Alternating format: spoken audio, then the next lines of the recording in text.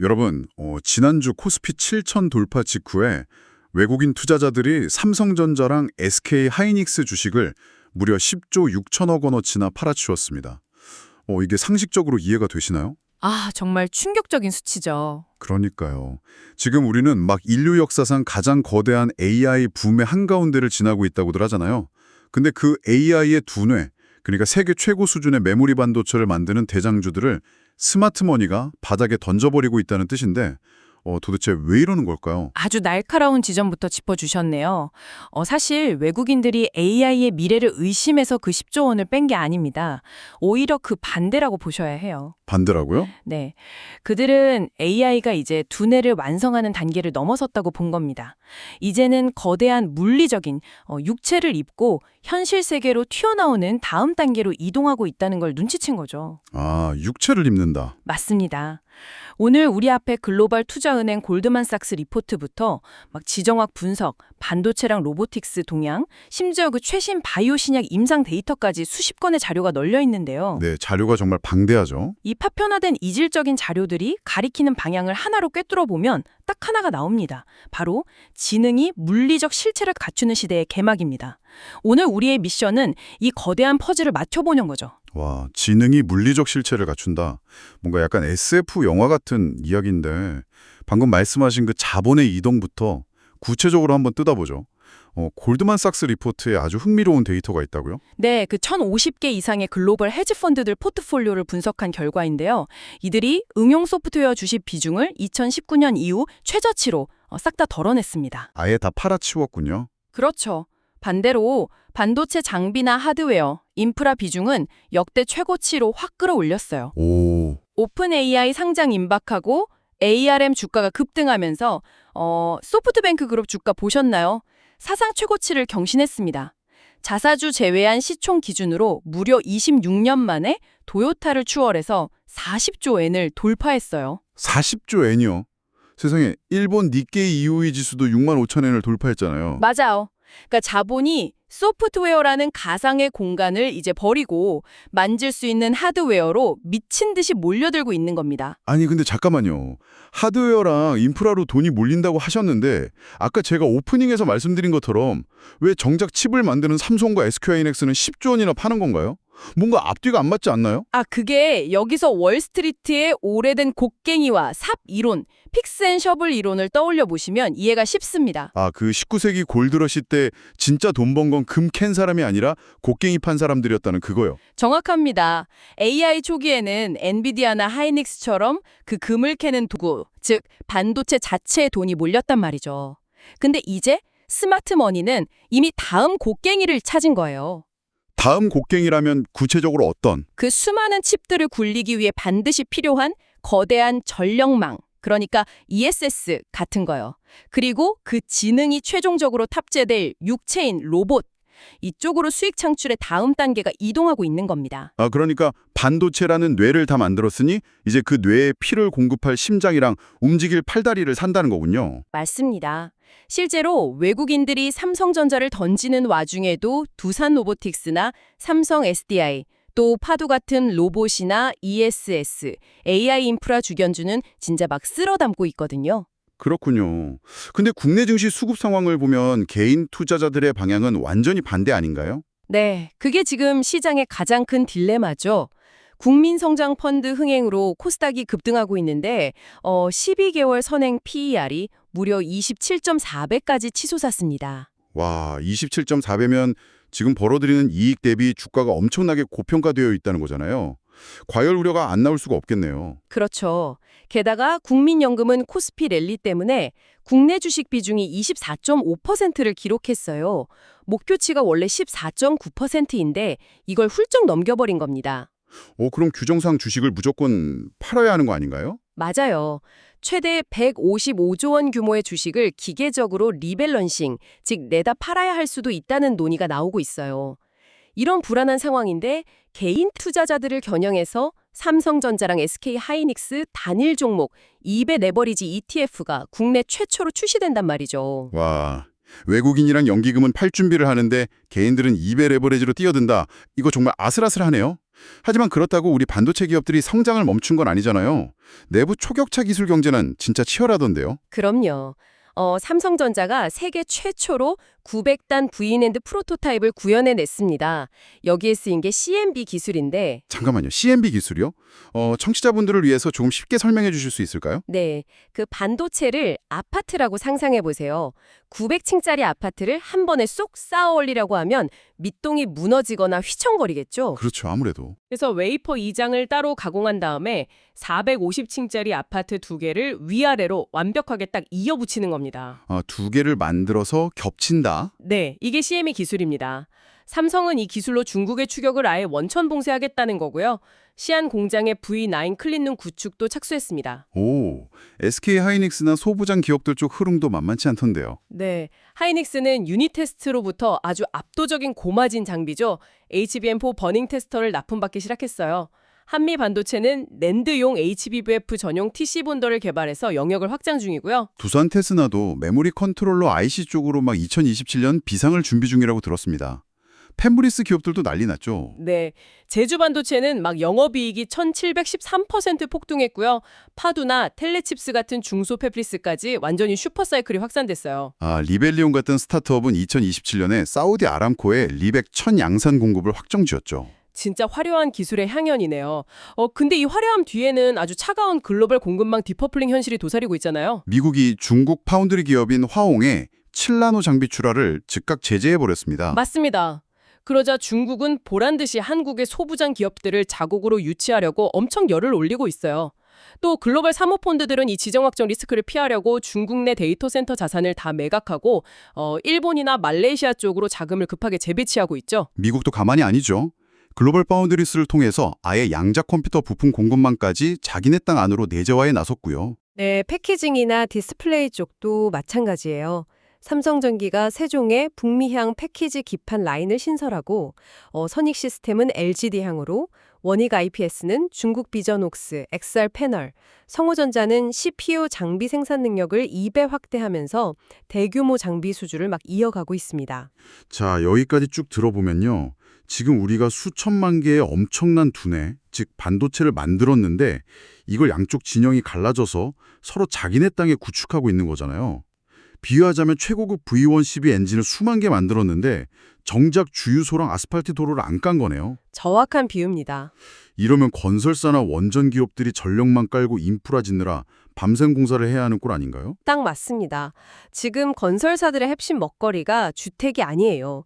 하이테크 스텝이나 데이터 센터로 완전히 넘어갔습니다.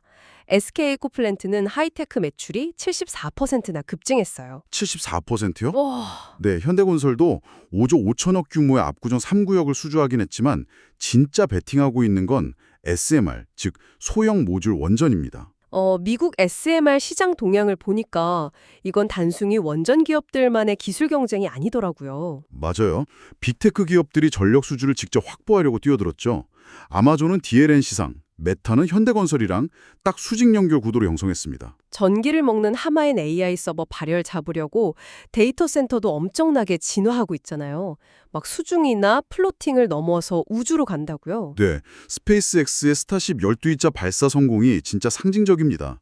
이게 100TW 규모의 우주 데이터 센터랑 우주 태양광 산업이 열린다는 걸 예고하는 거거든요. 우주는 차가우니까 냉각하기도 좋고 태양광 효율도 좋으니까요. 강력한 수혜를 받을 걸로 예고되고 있습니다. 아니 근데 이렇게 우주로 뻗어가는데 정작 국내 상황은 규제 때문에 좀 답답한 면이 있어요. 시리즈나 유선전화 같은 노후망 연명하느라 매년 1조 원이나 낭비하고 있다면서요. 육지 투자를 가로막고 있는 셈이죠.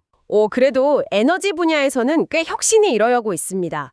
규제 샌드박스 덕분에 포스코홀딩스의 SOEC, 그러니까 고체 산화물 수전해랑 기체수소 시설 지하화가 승인됐거든요. 오, 다행이네요. 네, 연 700MW 규모의 공익 재생에너지 개통 우선 접속도 허용되면서 태양광이랑 ESS 시장이 본격적으로 만개하고 있습니다. 사실 인류가 이렇게 처절하게 인프라를 진화시키는 또 다른 이유가 있습니다. 전통 에너지의 딜레마. 그 지정학 리스크 말씀하시는 거죠? 맞습니다. 아시아의 석유 저장고가 최소 운영 수준까지 바닥났고 유럽이랑 미국도 여름위기가 경고됐잖아요. 특히 최근에 미군이 자위권 차원에서 이란 남부의 미사일 발사대랑 길의 부설함을 공습하면서 긴장이 완전 최고조에 달했었죠. 네, 호르무즈 해협 재개방 이슈 때문에 유가가 막 널뛰기를 하더라고요. 트럼프 전 대통령이 이란 농축 우라늄 현지 폐기 가능성 시사하는 타협적 메시지를 던지니까 국제 유가가 하루 만에 7% 가까이 급락했어요. 그러니까요. 이렇게 낡은 화석연료 시스템이 지정학적 위기에 얼마나 취약한지 적나라하게 보여주는 겁니다. AI가 요구하는 무한한 에너지 갈망을 채우기 위해 우주 태양광이나 SMR로 넘어가는 건 필연적인 흐름인 거죠. 자, 그럼 최고의 두뇌를 만들었고 무한한 에너지를 공급할 인프라까지 설계가 됐습니다. 그러면 이제 드디어 데이터 센터를 벗어난 AI가 로봇이라는 육체를 입고 현장으로 나설 차례네요. 네, 드디어 물리적 AI의 탄생입니다. 이 시장을 두고 미국, 중국, 한국 3강의 접근법이 정면 충돌하고 있어요. 구체적으로 휴머노이드 3파전 양상이 어떤가요? 피규어 AI의 피규어 03 데이터는 진짜 놀랍던데요. 그 내장 AI 헬릭스 02만으로 무려 200시간을 연속으로 작동해서 25만 개의 택배를 알아서 분류해냈습니다. 와, 25만 개요? 그럼 미국, 중국, 한국은 각각 어떤 전략을 취하고 있나요? 일단 미국 테슬라는 역시 AI 두뇌에 집중하고 있습니다. 차세대 칩 기반의 옵티머스 3세대를 예고했고 중국 내 FSD 정식 출시 앞두고 명칭 변경 같은 사전 작업에 돌입했죠. 중국 쪽 움직임이 사실 제일 무섭습니다. 유니트리 같은 데서 막 600만 원대 초저가 로봇을 쏟아내고 있잖아요. 네, 가격도 가격인데 더 무서운 건 생태계 장악력이에요. 중국이 범국가적 멀티로봇 OS인 M-로보스 OS 2.0을 공개했습니다. 아니, 제가 자료 보면서 제일 소름 돋았던 게 28,000대의 로봇에 무려 29자리 디지털 신분증을 부여했다는 대목이었어요. 이거는 단순한 제품 관리가 아니잖아요. 네, 정확히 보셨어요. 로봇 군단 전체를 언제든 국가의 통제 수단이나 무기 체계로 묶으려는 의도 아닐까요? 완벽한 통찰입니다. 이게 마치 과거의 미국 소프트웨어 의존도에서 벗어나려고 전기차 시장을 독자적으로 장악했던 거랑 똑같아요. 딤 로보틱스 상장 추진이나 정부 지원 30조 원을 보면 중국은 물리적 AI 공간에서도 철저한 독립 생태계를 구축해서 그 압도적인 규모의 경제로 글로벌 표준을 다 집어 삼키려는 무서운 전략을 쓰고 있는 겁니다. 와, 진짜 압도적이네요. 그럼 한국은 뭘 하고 있습니까? 한국 특히 현대차 그룹은 제조 밸류체인 내재화에 완전 사활을 걸었습니다. 보스턴 다이나믹스 아틀라스를 현장에 투입하려고 소프트웨어 중심 공장, 즉 SDF 추진 조직이랑 로봇 부품 구매실까지 신설했어요. 로봇 메타플랜트 응용센터, RMAC 가동도 앞두고 있죠. 증시에서도 현대차 밸류체인이랑 중국 공급망 쪽으로 ETF 전략이 확 양분됐더라고요. 네, 로봇 전용 핵심 부품인 액추에이터나 감속기 같은 데서 병목 현상이 발생하니까 이쪽이 엄청나게 주목받고 있죠. 로봇이 공장을 넘어서 전장, 그러니까 방산 쪽으로 가면 변화가 더 극적입니다.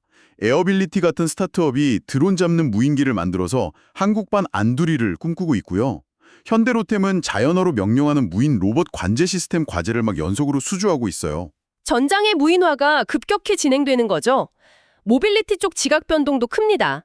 이 대통령의 핵추진 잠수함 도입 속도전 언급이 나오자마자 하나오션이 캐나다 우주 스타트업이랑 전방위 협력해서 60조 원 규모의 캐나다 잠수함 사업 수주전에 총력을 다하고 있어요. 60조 원이요? 규모가 엄청나네요. 한화 에어로스페이스도 KAI 지분을 6.17%까지 끌어올렸고요.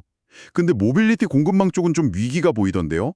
미국의 전미 자동차 노조가 USMCA 폐기를 요구하면서 현대차랑 기아의 멕시코 생산 전략이 타격을 받을 위기잖아요. 네, 거기다 EU마저 보조금 금지 원칙을 철회해버려서 우리 배터리나 철강 기업들이 동유럽, 서유럽으로 전략을 막 이원화해야 하는 상황에 몰렸습니다. 이 와중에 재미있는 건 현대차 그룹 내부에서 BYD나 샤오미 같은 중국 전기차 6종을 들여와서 품평회를 열었다는 거예요.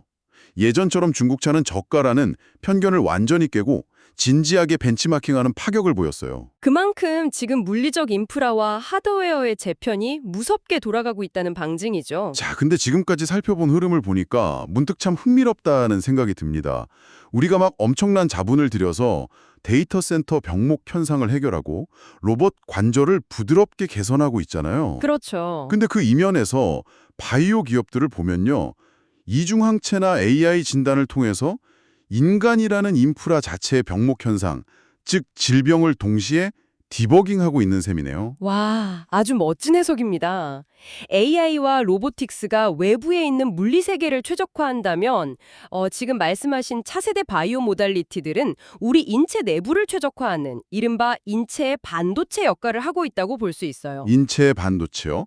구체적으로 어떤 기술들이 의료 현장에서 혁신을 일으키고 있나요? 의료 현장에서도 AI 혁신이 눈부십니다. 뉴로핏은 알츠하이머 신약 부작용을 추적하는 AI로 릴리나 로슈 같은 빅파마란 상업화 추진 중이고요. 알테오젠의 ALT-V4 기술, 이거 엄청합니다. 아, 그 피하 조사 플랫폼이요? 네, 웨어러블 인젝터랑 결합해서 그 오래 걸리던 대용량 항체 투약 시간을 혁신적으로 단축시켰잖아요. ST팜은 RNA 치료제 수로가 막 폭발하면서 올리고 CDMO 영업이익이 무려 10배나 폭등했습니다. 10배요. 와, 대박이네요. 신약 파이프라인 쪽도 막 폭발하고 있죠.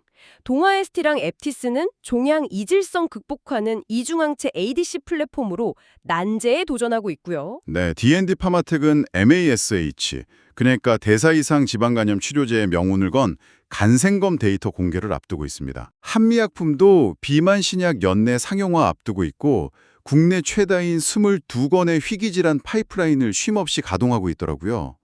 코오롱 티슈지는 골관절염 치료제 무렵 3상 발표 앞두고 미국이랑 호주 척추질환 특허도 확보했고요. 아, 자료 보니까 그 휴원스 글로벌 이야기도 나오는데 휴원스랑 휴원스랩 합병이 시장의 오해처럼 승계 목적이 아니라는 걸 강력히 해명했죠. 막대한 R&D 자금 확보랑 혁신형 제약기업 인증을 위한 불가피한 생존의 선택이었음이 드러났습니다. 네, 맞아요. 이렇게 인간의 육체, 그러니까 수명과 건강이 디버깅 되면서 개선되니까 당연히 일상의 소비 지형도 엄청나게 호황을 맞고 있네요. 백화점이 이커버스를 추월했다고요? 네, 무려 20년 만에 초호황, 넥스트 반도체라는 소리까지 나옵니다. 주가 상승에 따른 자산 효과도 있지만 역대 최대치로 유입된 외국인 관광객들의 명품 쇼핑턱이 크죠. 신세계랑 현대백화점 실적이 크게 턴어라운드 했습니다. K푸드도 난리잖아요. 삼양식품 불닭 글로벌 증설하고 KTNG도 그렇고 수출 주도의 경이로운 성장을 3년째 이어가니까 신한투자증권에서 음식료 섹터 비중 확대를 추천했더라고요. 2차 전지 쪽도 미국 ESS 성장 덕에 새벽녘을 맞으면서 LG에너지솔루션이나 대주전자재료가 유망하게 떠올랐고요. 자, 이제 오늘 다룬 수십 건의 자료들을 쫙 펼쳐놓고 보니까 하나의 거대한 그림이 완성되네요. 소프트웨어를 버리고 하드웨어로 이동하는 헤지펀드 자본, 데이터 센터를 밝힐 우주태양광이랑 SMR, 공장과 전장에서 일할 28대의 로봇 군단, 그리고 인간의 생명을 연장하는 바이오 기술까지. 네, 이 모든 것들이 결국 지능이 물리적 실체를 갖추는 시대, 그 거대한 재편을 일관되게 가리키고 있었습니다. 맞습니다. 그래서 파편화된 뉴스들을 이렇게 거시적인 흐름으로 깨어보는 작업이 아주 중요한 거죠. 그런데요, 오늘 이야기를 다 나누고 나니까 머릿속을 때리는 아주 도발적인 사유가 하나 떠오릅니다. 아까 중국이 로봇들에게 29자리의 고유 디지털 신분증을 부여했다고 하셨잖아요. 네, 그랬죠. 만약에요, 우주 데이터 센터에서 에너지를 쫙 공급받고 그 신분증을 가진 로봇들이 인간을 대신해서 200시간씩 물건을 생산하는데 나아가서 부품이나 에너지를 스스로 소비까지 하는 생태계가 완성된다면 어떻게 될까요? 로봇이 소비따죠? 네, 머지않은 미래의 글로벌 금융시장이 말이죠. 국내 총생산, 즉 GDP라는 인간 중심의 지표 대신에 로봇이 생산하고 로봇이 소비하는 가치를 측정한 이른바 로봇 총생산, RDP라는 새로운 경제 지표를 발표하게 되지 않을까요? 와, 로봇 총생산, RDP라 정말 소름 돋는 개념이네요. 만약 그런 시대가 온다면 우리 인간의 노동 가치는 대체 어디로 향해야 할지 등골이 서늘해집니다. 여러분은 이 질문에 대해 어떻게 생각하시나요? 이 거대한 자본과 기술의 이동 속에서 당장 내일의 투자는 물론이고 우리 인간의 위치까지 다시 한번 깊게 고민해봐야 할 시점인 것 같습니다. 오늘 심층탐구는 여기서 마치겠습니다. 함께해 주셔서 감사합니다.